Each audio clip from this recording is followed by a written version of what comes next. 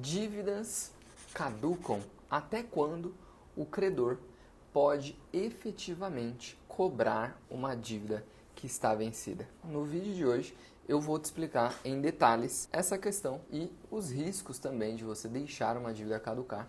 Vem comigo que no vídeo de hoje nós vamos falar sobre isso. Bom, vamos lá. Primeiro de tudo, nós temos que pensar o seguinte: quando as dívidas elas existem, elas não somem, tá? Isso é um mito, né? Muitas das vezes eu já recebi assim: doutor, eu não tenho nada em meu nome, então eu vou deixar lá essa dívida morrer, ela sumir e acabou. Olha, infelizmente não é assim que acontece. Nenhuma dívida ela some ou desaparece, tá? Isso vai ficar registrado, inclusive para sempre, no banco de dados daquele credor, ao menos que você deu prejuízo. Por quê? Vem comigo na tela, tá? Quando nós estamos em um mercado, um sistema, ao qual ele empresta recursos financeiros para as pessoas, então aqui está o banco e o manejo de entregar esse dinheiro para a pessoa é mediante um empréstimo ou cartão e etc. E aqui você tem o crédito, tá? Basicamente, esse sistema ele gira num aspecto de confiança. Então, quem são aqueles consumidores que têm maior crédito, maior possibilidade com as instituições financeiras? De cara, você pode imaginar que são os servidores públicos. Poxa, por quê, doutor? Porque esse cara, ele tem um valor que ele recebe garantido.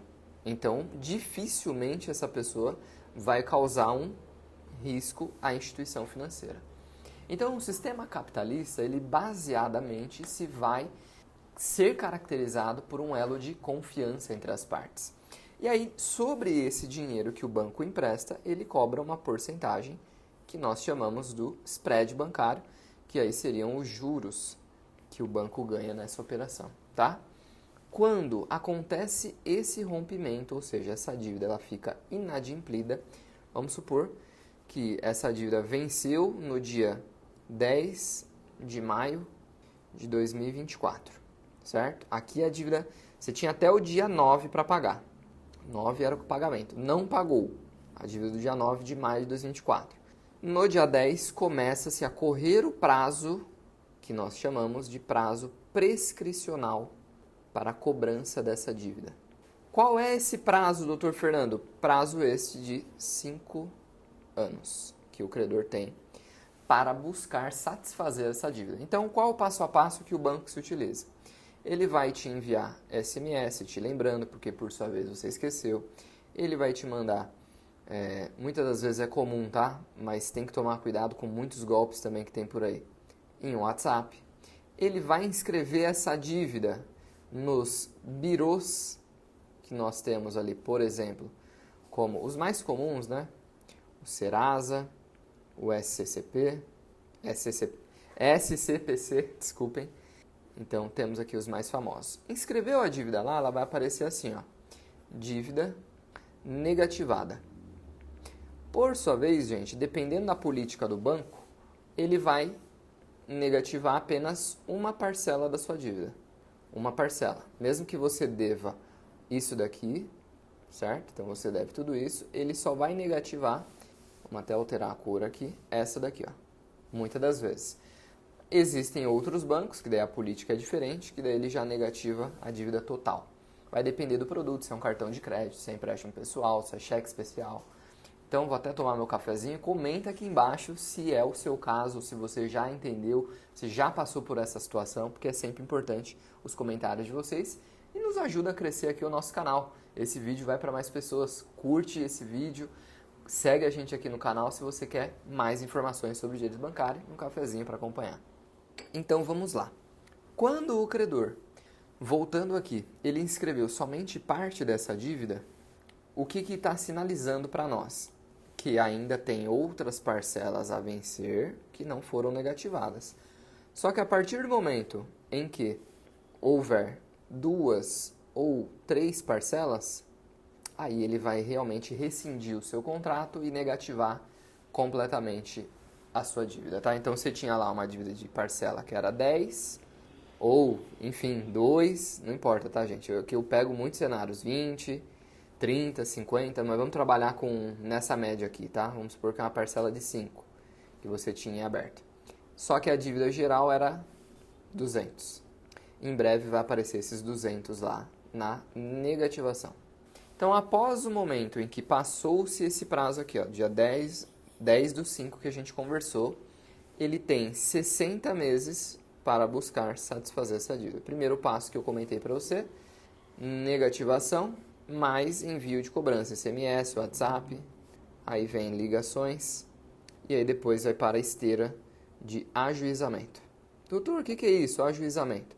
Ajuizamento, gente, nada mais é do que o banco entrar com uma ação judicial chamada uma ação de execução de título, porque a dívida ela é um título extrajudicial. Ou entrar com uma ação monitória, ou uma ação de cobrança. Vai depender do título, vai depender da dívida, tá ok? Um desses 3 modos ele vai se valer. Após isso, você tem 3 dias para realizar 3 dias para pagamento, após a citação, quando você recebe essa citação aí na sua casa, para pagar a dívida mais custas de escritório, tá? Escritório advocatício, óbvio, porque isso tudo tem um custo, então você vai pagar a dívida, mais as custas e despesas processuais e honorários advocatícios, tá? Então a dívida que por vezes era 150, o saldo devedor, aqui ela já vai estar sendo cobrada mais ou menos, né, 200 mil, juros, etc, tá? Então a pergunta inicial do vídeo, vale a pena dentro desses 5 anos você, além de tudo isso, ter uma anotação no prejuízo, porque você passa a ser um cliente que dá prejuízo para a instituição bancária. Então o banco vai anotar o seu nomezinho lá, informando todas as outras instituições que você é um cliente que dá prejuízo. E aí é onde vem a pergunta, doutor, é por isso que eu não consigo financiar mais nada? É por isso que, mesmo após a minha dívida ter, dentro desses 5 anos, não achou bens seu nem nada, né? O termo aí que é o termo do senso comum, ter caducado, mas eu não gosto dessa palavra, é ter prescrita a dívida, ter prescrita.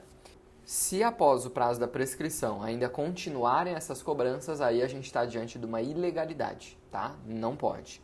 Mas você vai correr primeiro 60 meses aqui de total risco patrimonial, tá? Então, risco patrimonial é se você tem patrimônio para ser executado. Doutor Fernando, o que é patrimônio, pelo amor de Deus?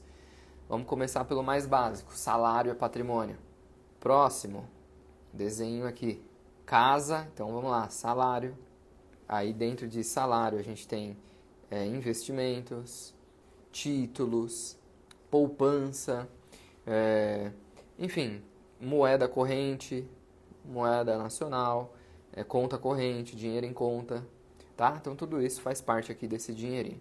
Aqui a gente está falando de investimentos imobiliários, então casa, apartamento, tudo isso servirá para, né, subsidiar a sua dívida. Por último, algumas medidas que são deferidas aqui, a gente tem penhora de salário, que é deferido pelo STJ muitas das vezes, penhora de salário, parte dele, não é? Tem também penhora de documentos, CNH ou passaporte, tá? Então, medidas excepcionais, autorizativas, quando não acha bens no nome do devedor. E essa bela anotação no prejuízo que teria, tá? Então, resumindo, qual o melhor caminho, doutor, para resolver uma dívida com o credor banco? Repactuar essa dívida, repactuar a dívida. Por quê? Vou citar só 2 aqui aspectos, tá? Demonstra primeiro para mercado para mercado e para o seu credor, a sua boa fé. Eu sempre falo para todos os clientes e quem não é cliente também, quando você faz a coisa certa, você dá um passo em utilizar ferramentas, por exemplo, lei do surpreendimento, repactuação inteligente de dívidas, para mudar o seu jogo e repactuar a sua dívida e pagar de maneira justa, e em pé de igualdade, que aí você vai precisar contar com um especialista em direito bancário, você age de boa fé e demonstra isso para o mercado. Qual outro benefício? Sem anotação no prejuízo. Então você não vai ser um cliente que dá prejuízo. Você vai ser um cliente que traz benefício, você está buscando resolver, você quer pagar, você quer estar no mercado de consumo, tá? Sem cessões de crédito indevida. Pode muito acontecer através, quando você clica lá no aplicativo do Serasa, etc., negociar a sua dívida, você pode cair numa cessão de crédito indevida de parte da sua dívida e nem saber.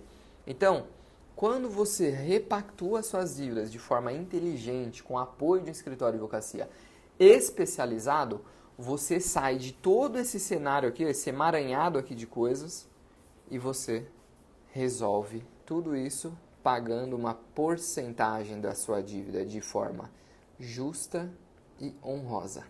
Porque afinal, você pegou aquele dinheiro, você utilizou quando precisava e você está agindo de forma certa. Você está buscando resolver o seu problema do endividamento de forma séria, de forma justa, preservando o seu mínimo existencial. Então isso depende de elaboração do bom plano de pagamento, depende de nós mapearmos o seu risco patrimonial, depende do histórico do cliente com o banco, depende de todos esses fatores para a gente conseguir uma condição justa de pagamento nas suas dívidas, tá bom? Mas, resumindo no vídeo de hoje, que eu gostaria de deixar para vocês, é isso. Espero que você faça aqui a sua avaliação, nós vamos deixar no link aqui desse vídeo. Assista também um vídeo que eu falo sobre planejamento financeiro, tá? Então é muito bacana, isso em 10 minutos, faz sentido você assistir. E vamos juntos, segue esse canal para mais dicas e nos ajuda também deixando o seu like, tá bom? Estamos juntos, nos vemos no próximo vídeo.